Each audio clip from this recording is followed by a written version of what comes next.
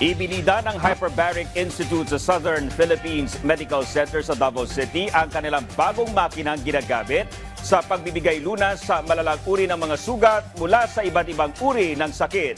Yan ang ulat ni Janessa Felix ng PTV, Davao. Sa layuning makatulong sa mga pasyente na nakaranas ng malalang sugat na nakuha sa pamamagitan ng diving, aksidente, diabetes at iba pa, ipinagmamalaki ng Hyperbaric Institute sa Southern Philippines Medical Center o SPMC sa Davao City ang kanilang mga aparato na ginagamit para sa bago nilang limb-saving protocol. Ito ay nasa ilalim ng Department of Emergency Medicine ng nasabing ospital, kung saan sila lamang sa buong Pilipinas ang mayroong fellowship program para sa hyperbaric na sinimulan noong taong 2021.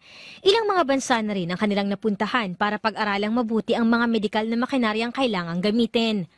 They supported us in terms of making better situation for our patients, especially for the difficult wounds and the limb-saving protocol. Binubuo ang mga makinang ito ng dalawang hyperbaric chamber, isang monoplace at isang 10+2 multiplace chamber. Ang Hyperbaric Institute sa SPMC pa lamang ang mayroon ng ganitong gamit na makina sa buong Mindanao. Ang makina ay espesyal na silid na ginagamit para makapagbigay ng mataas na level ng oxygen sa isang pressurized environment na tumutulong sa baga na mas maayos na maabsorb ng oxygen sa dugo at mga tissues. Nagsisilbi itong treatment sa mga non-healing wounds, malalang impeksyon, carbon monoxide poisoning at iba pa.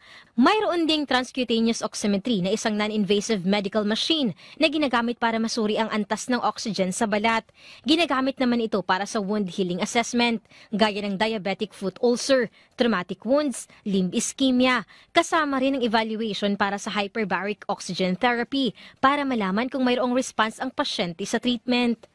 Umaabot sa 20 hanggang 80 sessions ang kailangang isagawa para masiguro ang epektibong resulta nito.